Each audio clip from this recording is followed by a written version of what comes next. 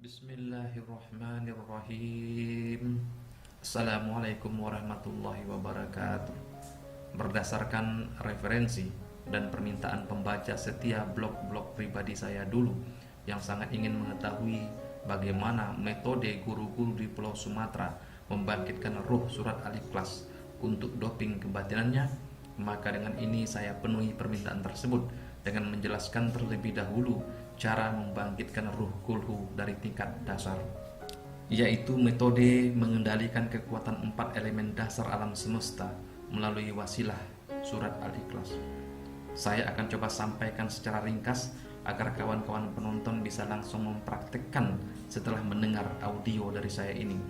Namun, saya meminta janji kepada setiap orang yang mempraktekkan metode dari guru saya di Sumatera ini untuk tidak menggunakan kekuatan ruh surat Al-Ikhlas yang telah bangkit ini untuk membolak-balikkan hukum kausal alam semesta, khususnya di negeri yang sangat kita cintai ini.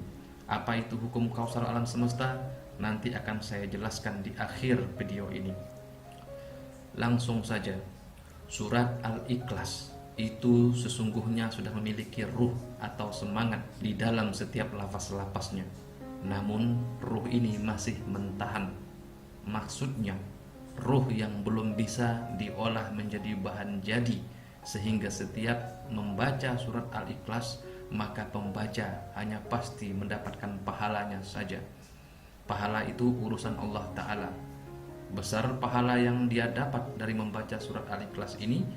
Jika lebih besar dari gunung, maka pahalanya bisa Allah jadikan memindahkan satu gunung. Begitu juga kalau pahalanya sebesar 2 mangkok piring, maka kekuatan pahala itu bisa digunakan untuk memindahkan 1 mangkok piring saja. Nah, ini bagian dari hukum kausal alam semesta yang saya maksudkan. Namun ingat, karena pahala adalah urusan Allah, tentu Allah pula semata-mata yang bisa menentukan apakah pahala itu tepat untuk memindahkan gunung bagi pembaca saat itu, atau malah merugikan pembaca sendiri jika sebuah gunung bisa dia pindahkan. Berbeda dari surat Al-Ikhlas yang sudah memiliki ruh. Dalam aturan ilmu ma'rifat, surat Al-Ikhlas yang sudah bangkit ruhnya akan diyakini sebagai bahan yang sudah jadi. Artinya, sebilah besi kalau sudah jadi pisau, tentu kendali pisau itu untuk mencelakai orang atau mengenyangkan perut orang lain dengan memasak ikan bukan kendali Allah lagi, tetapi sudah kendali utuh sepemilik pisau. Jadi jangan pernah bilang lagi kalau pelaku tindak pidana berat pembunuhan itu karena kendali Allah Ta'ala. Langsung kita masuk kepada tirakat, metode atau cara membangkitkan ruh kulhu yang tentu gaya dan caranya berdasarkan kebudayaan orang Melayu Riau pada khususnya dan Melayu Sumatera pada umumnya. Sebab beginilah kami sejak ribuan tahun lalu dalam membangkitkan kekuatan ruh kulhu tersebut. Kalau terdengar asing dan agak sedikit nyeleneh dari cara penonton di daerahnya, mohon dimaafkan. Bismillahirrahmanirrahim. Ingat, asah dulu bismillahnya sebelum mengamalkan yang saya jelaskan ini. Ada 4 dal di dalam surat Al-Ikhlas dengan pemaknaan yalid dan yulad itu adalah satu jua, yaitu ahad, somad, yalid atau yulad, dan ahad keempat. Apa itu ahad? Apa itu somad? Apa itu yalid atau yulad? Dan apa pula ahad yang keempatnya? Keempat dal ini sesungguhnya adalah induk dari 4 elemen alam semesta yang tertulis dalam lafaz alamin pada surat Al-Fatihah. Mari kita buka yang mana 4 elemen alam semesta dalam lafaz alamin itu. Huruf utama dalam alamin adalah ain, lam, min, nun. 4 huruf juga asal muasalnya. Yang ain itu adalah elemen tanah, yang lam itu elemen air, yang mim itu elemen angin, dan yang nun itu elemen api. Maka kejadiannya adalah alam dunia. Bukankah yang alam dunia itu adalah tanah, air, api, dan angin? Kalau ada alam lain yang tidak memiliki 4 elemen itu, maka dia pasti bukan alam dunia, tetapi alam barzah namanya. Sekarang kita buka lagi apa isinya ahad. Ahad adalah esa. Esa adalah tidak terbilang atau tidak bisa dihitung saking banyaknya. Tanah adalah wujud zohir dari esa karena tidak bisa dihitung jumlah pastinya. Jadi nan ahad itu Allah letakkan pada tanah. Somad, gantungan segala sesuatu, isinya adalah air. Siapa makhluk di muka bumi ini yang bisa terlepas gantungannya kepada air? Semua makhluk hidup bergantung kepada air. Jadi nan somad itu Allah letakkan pada air. Yalid dan yulad, ini kembar siam.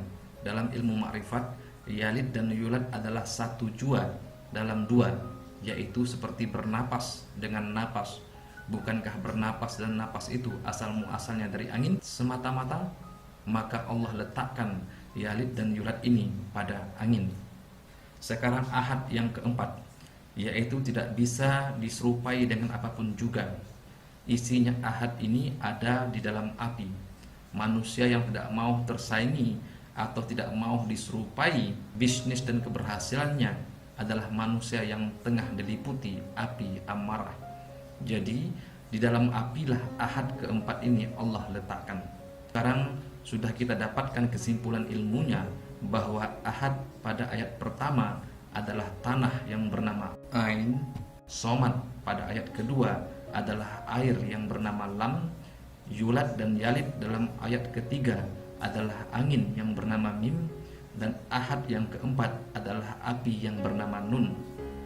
Putus ma'rifatnya adalah ahad pengendali tanah, somad pengendali air, yulad dan yalid pengendali angin, dan ahad nan kufuan pengendali api.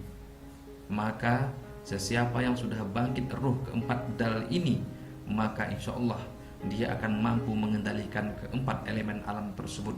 Bagaimana metodenya? Wiridkan ayat Qul huwallahu ahad sebanyak 4000 kali langsung menyentuh tanah. Duduklah wirid tanpa alas apapun, termasuk tidak boleh di lantai rumah yang sudah disemen.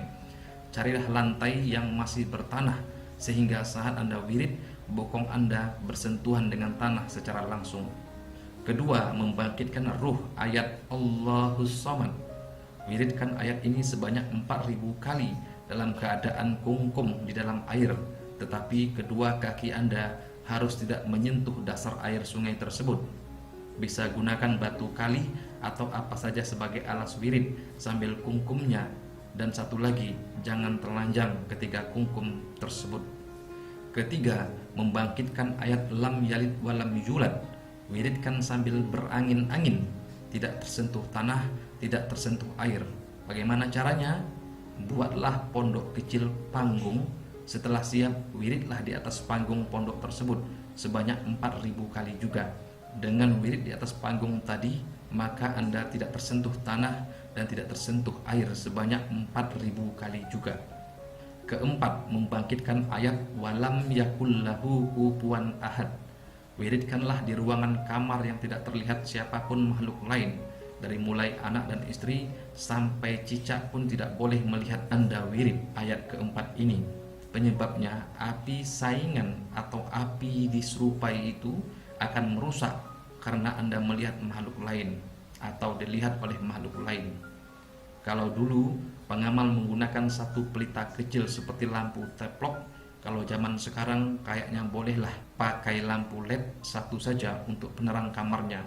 Kalau gelap kan tidak nampak cicak datang melihat Anda tengah wirid. Nah, bagaimana kalau ada anak atau istri tanpa sengaja masuk atau terlihat seekor cicak? Hentikan wiridnya, minum air putih atau merokok dulu agak sebatang sampai kamar Anda benar-benar tidak ada makhluk lain. Wiridnya 4000 kali juga. Berapa lama membangkitkan ruh kulhu ini? Lakukan selama 40 hari. Jadi 10 hari membangkitkan ruh ayat pertama, dan begitu seterusnya sampai ayat keempat pada 40 hari tersebut. Setelah sempurna riadoh ini, maka kekuatan ruh kulhu sudah bisa Anda gunakan. Contoh, mau mengendalikan kekuatan yang tersimpan di dalam elemen tanah, ambil segenggam tanah, bacakan ayat pertama surat Al-Ikhlas, lalu lemparkan atau taburkan tanah tersebut di depan rumah Anda. Kekuatan tanah tadi bisa Anda kendalikan sesuai dengan niat Anda. Seperti Anda niatkan untuk pagar goib rumah, maka kekuatan elemen tanah akan membuat rumah Anda tidak bisa dimasuki maling, bahkan tikus saja menyingkir. Ini hanya contoh saja, pengembangannya silahkan Anda sendiri yang tentukan. Begitu juga ketika akan mengendalikan kekuatan elemen alam lainnya. Penjelasan hukum kausal alam semesta yang harus pengamal patuhi ialah: contoh, hukum kausal air ialah mengalir dari tempat yang tinggi ke tempat yang rendah. Nah, pengamal sangat diharamkan menggunakan kekuatan ruh kulhunya untuk membalikkan air yang ada di tempat yang rendah mengalir ke tempat yang tinggi. Dampaknya apa? Dampaknya seperti kejadian yang dilakukan oleh Syekh Siti Jenar, membuat kacau dakwah para wali songo dengan mengajarkan ilmu makrifat kepada orang yang belum sholat sama sekali. Berikutnya, silahkan pengamal sendiri yang renungkan hukum-hukum kausal lainnya berdasarkan contoh saya di atas tadi. Semoga metode ini menambah gantungan ilmu-ilmu kita kepada ayat-ayat Allah Subhanahu wa Ta'ala saja, tidak bergantung kepada selain itu. Amin, amin ya mujibul wujud. Assalamualaikum warahmatullahi wabarakatuh.